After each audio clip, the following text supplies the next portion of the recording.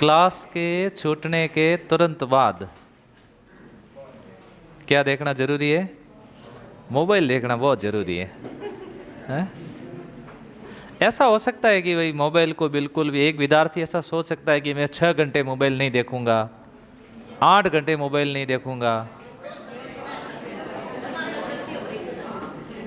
ऐसा बहुत कम विद्यार्थी कर सकते हैं ना। अगर अपन लाखों में देखें आंकड़ा कि 10 लाख विद्यार्थी है, 10 लाख विद्यार्थी में ऐसे कितने विद्यार्थी होंगे कि मैं 6 घंटे तक मोबाइल के हाथ नहीं लगाऊंगा, 9 घंटे तक? ऐसे कितने परसेंटेज विद्यार्थी होंगे तो ये सोच रहे होंगे कि मैं मोबाइल का डाटा सुबह 9 बजे ऑन करूंगा, फिर रात को 9 बजे ऑन करूंगा, इससे पहले मोबाइल का डाटा ऑन नहीं करूंगा। ऐसा हो नहीं सकता। लो, ये कह रहे कि ऐसा हो ही नहीं सकता।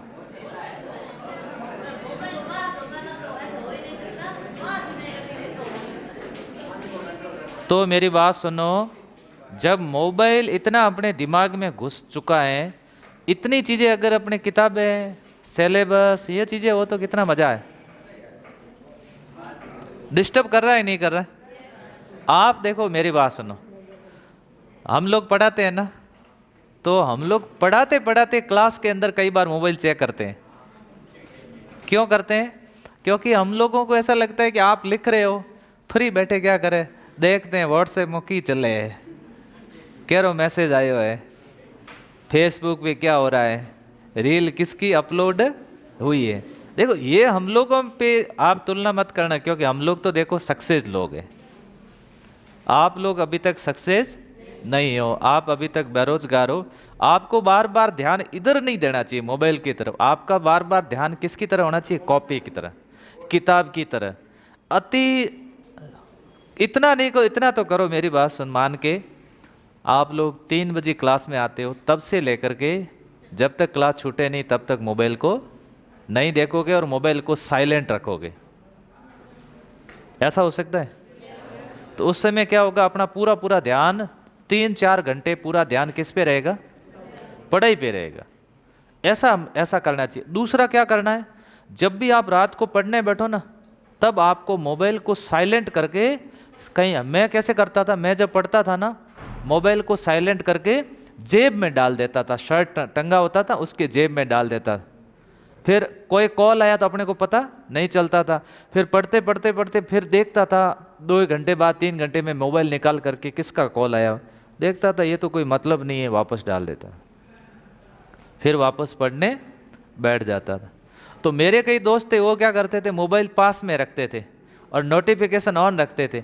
पढ़ते पढ़ते खटक टडन, अरे कैरो आयो, इधर पढ़ रहे थे पानीपत का युद्ध जय खड़न, अरे अब पानीपत का युद्ध तो ऐसे ही रह गया बेचारा है? अब उधर से आया और की हाल है, वापस जवाब हाल बढ़िया है नहीं? मतलब ऐसी कोई अति आवश्यकता नहीं है। मैं एक बार गांव में जा रहा था तो मैंने ऐसे देखा, एक महिला तगारी सिर पे रखी हुई गोबर की, फोन पे बात कर रही है। और फोन पे किससे बात कर रही है? उसके पड़ोसन से बात कर रही है। ओ हेलो, की करे? कहीं को नहीं, माथे में गोबर ही तगारी राखी है, तू की करे? तो वहीं बस गोबर ही बाड़े में बैठी हूँ, मिंगड़ियाँ बेड़ी करो। बात उनकी किससे चल रही है? मतलब ये अति आवश्यक चीजें हो गई, इतनी आवश्यक हो गई है कि अपने दिमाग के अंदर घुस गई है। समझे मेरी बात? लेकिन इसको आपको निकालनी पड़ेगी। आप विद्यार्थी हो ना, तो प्लीज आप थोड़े से इससे दूर रहो, सोशल मीडिया से। देखो, ये दुधारी तलवार है और इस तलवार के ऊपर पैर दोगे पता नहीं चलेगा कब आपका पैर कट गया, इसके इसलिए नाम रखा हो दुधारी तलवार। आप पूरे दिन में शाम को एक बार मोबाइल का स्क्रीन टाइम देखना कि आज मैंने मोबाइल कितने घंटे देखा। मैं कई बार मेरा स्क्रीन टाइम देखता हूँ मोबाइल का कि आज 6 घंटे मोबाइल देखा, मुझे बहुत बुरा लगता है। 6 घंटे टोटल कितने घंटे? 24 में मैंने 6 घंटे तो मोबाइल देखा, फिर इतने घंटे बाद नींद ली, तो मैंने इतना टाइम खराब किया। सीखा क्या? कुछ नहीं सीखा ना। तो जीवन अपना ऐसा ही है क्या? अपन लोगों की रीलें देखें, लोगों का स्टेटस देखें, तो फिर अपना खुद का स्टेटस ऐसा बनाओ कि लोग आपका स्टेटस लगाएं। इसलिए अपने आप को अपना आपका जो ध्यान नहीं रख रहा है ना, दुनिया तो आपको लाइक के लिए तो बैठी है।